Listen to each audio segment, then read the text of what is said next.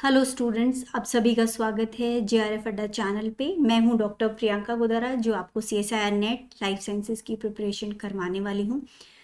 So guys, अगर आप लोग हमारे साथ में सीएसआईआर नेट का कंप्लीट कोर्स करना चाहें तो अभी 15 ऑफ नवंबर से एक न्यू बैच स्टार्ट होने जा रहा है, जिसके लिए आपको 19,999 के ऑफर प्राइस पे अभी ये कोर्स जो है अवेलेबल है। और इससे के लिए आपको 12 मंथ्स की जो है वैलिडिटी मिल जाएगी। और यहाँ पे आपको ए बी सी तीनों पार्ट जो हैं क्वेश्चन पेपर के, वो पूरी तरह से कवर करवाए जाएंगे। सब्जेक्ट एक्सपर्ट्स आपकी क्लासेस लेंगे, पूरा स्ट्रैटेजिकली प्लान करके कोर्स आपको करवाया जाएगा, जिसमें क्वेश्चन पैटर्न्स के अकॉर्डिंग आपको प्रैक्टिस करवाई जाएगी। जिसमें डाउट सपोर्ट है, जहाँ पे आप डाउट सेशंस के अंदर अपने डाउट्स पूछ सकते हैं। इसके अलावा जो नोट्स हैं आपको पीडीएफ फॉर्म के अंदर यहाँ पे आपको अवेलेबल हो जाएंगे।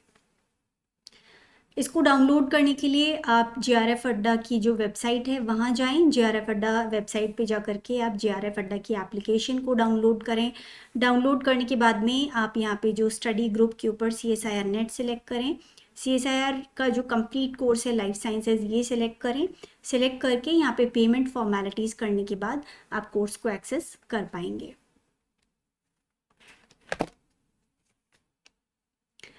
सो गाइज, आज हम बात करने जा रहे हैं सीएसआईआर नेट के जो एग्ज़ाम्स हैं वो आने वाले हैं। एग्ज़ाम अब काफ़ी पास आ चुका है, तो बच्चों को एक डर लग रहा है कि क्या मैं परफॉर्म कर पाऊँगा, मुझे क्या करना चाहिए, लास्ट 2 मंथ्स की क्या स्ट्रैटेजी रहनी चाहिए। तो इसके बारे में आज हम बात करने वाले हैं। सो गाइज, बच्चों का कंफ्यूजन है क्या करें, जो लास्ट 2 महीने हैं उन्हें किस तरह से यूटिलाइज करें। सो लास्ट 2 मंथ्स में आपकी क्या स्ट्रैटेजी रहनी चाहिए। सो गाइज, क्योंकि टाइम अब आपके पास सिर्फ 2 महीने का है, आपके पास 13 यूनिट्स जो हैं आपके कोर्स की जो हैं आपको कवर करनी है पार्ट बी और सी के लिए। और 13 यूनिट्स के अंदर से 2 मंथ्स के अंदर आप लोगों को कम से कम जो है दिन के हर दिन अगर आप पढ़ाई करते हैं तो 7 से 8 घंटे मेरे ख्याल से आपको अभी अपनी स्टडीज़ के अंदर देने होंगे, तब जाके आपका एक अच्छा चांस बन पाएगा इस एग्ज़ाम को क्लियर करने के लिए। और ये जो टाइम ड्यूरेशन है इसको आप डिवाइड करें, जिसके अंदर आप कुछ टाइम स्टडी करें, ठीक है। और उसके बाद में जो आपने पहले पढ़ रखा है उसको रिवाइज करें।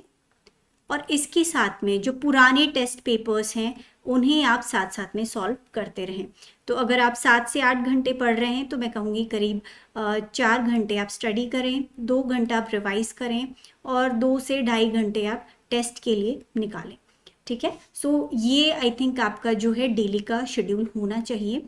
अगर हम बात करें 13 यूनिट्स की, तो 13 यूनिट्स में से कितनी यूनिट्स आपको कवर करनी चाहिए। जो यूनिट्स हैं 13 की 13 यूनिट्स आप पूरा सिलेबस कंप्लीट कर लें, ये तो बिल्कुल भी पॉसिबल चांस नहीं है। तो इसके अलावा आप क्या कर सकते हैं, इसके अलावा आप ये कर सकते हैं कि जो आपके पुराने पेपर्स हैं उन्हें देख करके और आप थोड़ा सा एक फाइंड आउट कर सकते हैं कि कौन से वाले टॉपिक्स हैं जो ज़्यादा इम्पोर्टेंट है सभी 13 यूनिट्स के। तो जो सिलेक्टिव टॉपिक्स हैं उन्हें अच्छी तरह से कर लें।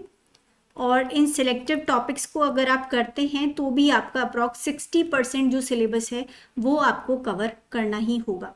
तो एक स्ट्रैटेजी तो ये है कि आप सिलेक्टेड टॉपिक्स पढ़ें, और जो सेकंड स्ट्रैटेजी है जो इस वाली से एक थोड़ा सा सेफर है, उसको मैं कहूँगी कि आप करीब 7 से 8 यूनिट जो हैं 7 से 8 यूनिट पूरी तरह से अच्छी तरह से प्रिपेयर करके जाएं, ठीक है। सो या तो आप सिलेक्टेड टॉपिक्स पढ़ सकते हैं और या फिर आप 7 से 8 यूनिट को कंप्लीटली प्रिपेयर कर सकते हैं, ओके। सो ये जो 13 यूनिट्स हैं इसमें से अगर आप 7 से 8 यूनिट लेके चल रहे हैं तो आप मानिए कि हर एक यूनिट के लिए आपके पास 7 से 8 दिन बचते हैं, ठीक है। 7 दिन एक यूनिट को अगर आप देंगे तो आपकी 7 से 8 यूनिट जो है 2 मंथ्स के अंदर ऑलमोस्ट कवर हो जाएंगी। और डेली का आपका शेड्यूल क्या रहना चाहिए वो मैंने आपको बताया है। 4 घंटा कम से कम स्टडी करें, 2 घंटा जो आपने पहले पढ़ा हुआ है उसको रिवाइज करने में टाइम दें, और जो टेस्ट जो आपके अवेलेबल हैं पुराने टेस्ट पेपर्स, उन्हें आप सॉल्व करें। तो काफ़ी हद तक किस तरह आपका अप्रोच रहना चाहिए, किस तरह आपको प्रिपरेशन करनी है, उसका काफ़ी अच्छा गाइडेंस आपको मिल जाता है। सो अगर आप ये भी इवैल्यूएट करना चाहें कि मेरी प्रिपरेशन का जो लेवल क्या है, तो उसका भी यही ऑप्शन है। आपको पता लग जाएगा कि आप किस जगह स्टैंड कर रहे हो। 3 आवर्स का टाइम सेट करें, 3 आवर्स का टाइम सेट करके, और जो ओल्ड क्वेश्चन पेपर है, कोई भी एक ओल्ड क्वेश्चन पेपर लेके बैठें, ओके। और कोशिश करें कि 3 घंटे के अंदर अंदर आप पूरे क्वेश्चन पेपर को सॉल्व करके देखें। उसके बाद में आप खुद ही इवैल्यूएट कर सकते हैं कि आपके कितने मार्क्स आ रहे हैं, तो इससे आपको काफ़ी हद तक आइडिया लग जाएगा। अगर आपको नेट और जीआरएफ क्लियर करना है तो मैं आपको बता दूं, 120 प्लस जो है आपका टारगेट रहना चाहिए। अगर 120 प्लस आपके मार्क्स आ गए तो आप डेफिनेटली जो नेट और जीआरएफ दोनों पा लेंगे। ऑलराइट, सो ये मेरे ख्याल से आपकी स्ट्रैटेजी रहनी चाहिए। और जो इम्पॉर्टेंट टॉपिक्स हैं उनको बहुत अच्छी तरह करें। इम्पॉर्टेंट टॉपिक्स आपको कैसे पता लगेंगे? जो पुराने क्वेश्चन पेपर्स हैं उन्हें देख करके ही आपको जो है इम्पॉर्टेंट टॉपिक्स का पता लग पाएगा। उसके अलावा आपको जो किस तरह के क्वेश्चंस पूछे जाते हैं, क्वेश्चंस का पैटर्न समझ में आएगा कि जो पर्टिकुलर टॉपिक है उसको सिर्फ आपको रटना नहीं है, उसमें आपको अपनी जो एप्टीट्यूड है, आपकी जो रीजनिंग है, वो सब चीज़ें अप्लाई करनी होंगी, तभी आप क्वेश्चंस को जो है अटेम्प्ट कर पाएंगे। और ये आपके अंदर कैपेबिलिटी तभी आ पाएगी जब आप पुराने क्वेश्चन पेपर्स को सॉल्व करेंगे। सो गाइज, इसके अलावा बच्चों को डाउट रहता है कि क्या मैं इस एग्ज़ाम को क्लियर कर पाऊंगा या कर पाऊंगी। सो डेफिनेटली स्टूडेंट्स, जो बाकी बच्चे जो क्लियर करते हैं एग्ज़ाम, वो मार्च से नहीं आते हैं, वो भी इसी दुनिया के बच्चे हैं, और आप ही में से कुछ बच्चे हैं जो ये एग्ज़ाम क्लियर कर सकते हैं।